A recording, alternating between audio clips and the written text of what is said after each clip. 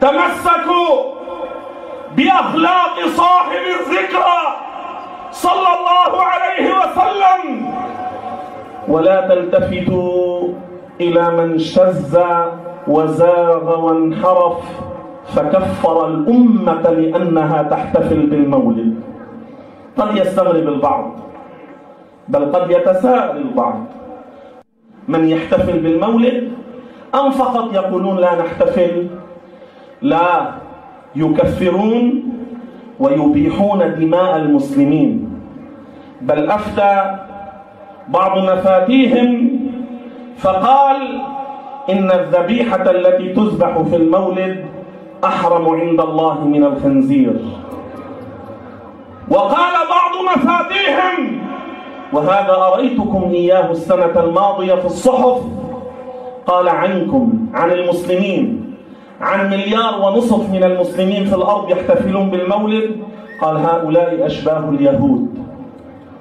وانظروا إلى هذا الكتاب، هذا أكبر فضيحة عليهم في هذه المسألة. هذا كتاب مؤسس حركتهم، ليس قيل عن قال، بل هذا مؤلف هذا الكتاب هو مؤسس هذه الحركة. فاسمعوا ماذا يقول في كتابه المسمى مؤلفات الشيخ الفلاني، يعني مؤسس هذه الحركة، في المجلد السادس صحيفة 227. اسمعوا ماذا يقول: يوجه كلاما لشيخ كان في زمانه يقرأ المولد ويحضر في المولد ويحتفل بالمولد، هو هذا انزعج منه فأرسل إليه يؤنبه. اسمعوا ماذا قال له: والناس يشهدون عليك أنك تروح إلى المولد وتحضر عندهم وتقرأه لهم وتأكل لقما من الطعام المعد لذلك، فإذا كنت تعرف أن هذا كفر، يقول كفر، فكيف تذهب إليهم وتحضر معهم في كفرهم؟ هذه فضيحة. هذا إمامهم يقول عن الذين يقرؤون المولد النبوي، وعن الذين يحضرون في احتفالات المولد، وعن الذين يأكلون الطعام المعد في المولد، يقول هذا كفر. تعرفون ما معنى كفر؟ يعني خروج من الملة، يعني فيه إباحة دماء المسلمين. وانظروا في المقابل إلى قدوتهم بزعمهم الأول الحراني، كيف أنه يرد عليهم ويفضحهم. فهذا كتابه المسمى اقتضاء الصراط المستقيم، طبعة دار المعرفة بيروت لبنان، وهذه نسخة قديمة، في صحيفة 297. اسمعوا ماذا يقول: والاحتفال بالمولد وأن يتخذ موسما قد يفعله بعض الناس ويكون له فيه أجر عظيم، ويكون له فيه أجر عظيم. لماذا؟ قال لأنه يقصد بذلك تعظيم شأن الرسول. هذا إمامهم يمدح الاحتفال بالمولد ويقول فيه أجر عظيم، وهذا إمامهم الثاني يكفر من يحتفل بالمولد. إمامهم يكفر، لا حول ولا قوة إلا بالله. فلا تلتفتوا إلى من يكفر المسلمين وإلى من يستبيح دماء المسلمين لأنهم يحتفلون بالمولد. المولد على أي شيء اشتمل واحتوى؟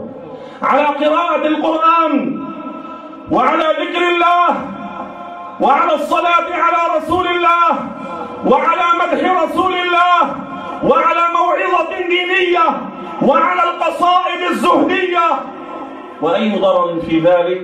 وهذا كله من الخير، والله يقول: وافعلوا الخير لعلكم تفلحون. وافعلوا الخير لعلكم تفلحون. أيها الأحبة، علموا أبناءكم أن يحتفلوا بالمولد، وأن يظهروا البهجة والسرور في ذكرى مولد الرسول صلى الله عليه وسلم. علموا أولادكم أنه صلى الله عليه وسلم كله بركة، وأنه يتوسل به في حياته وبعد مماته، وأنه يتبرك به وبآثاره وبقبره الشريف. وكان من شعار الصحابة في زمن خلافة أبي بكر الصديق كما روى ذلك ابن كثير، وروى ذلك الطبري في التاريخ، وابن الأثير في الكامل في التاريخ. ما هو شعار الصحابة في قتال المرتدين؟ يا محمدا. هذا كان في حياة الرسول أم بعده؟ نقول في خلافة أبي بكر، يعني بعد الرسول أم في حياته؟ بعد الرسول. في اليمامة، يعني كان عند الرسول أم بعيدا عنه؟ 1000 كيلومتر. اليمامة تبعد عن المدينة 1000 كيلومتر. كان في وقت الشدة أم كان في وقت الرخاء؟ في المعركة، في القتال، ما هو شعارهم؟ يا محمدا. هل كفرهم أبو بكر؟ هل كفرهم عمر؟ هل كفرهم عثمان؟ هل كفرهم علي؟ واسمعوا، إن كفروا المتوسلين والمتبركين فكيف يزعمون أنهم أخذوا القرآن والحديث الذي جاءنا من طريق الصحابة وكان شعارهم يا محمدا؟ إذا كانوا بيعتبروهم كفار، كيف عم ياخذوا عنهم النقل؟ ما هذا التناقض؟ ما هذا التعارض والتضارب؟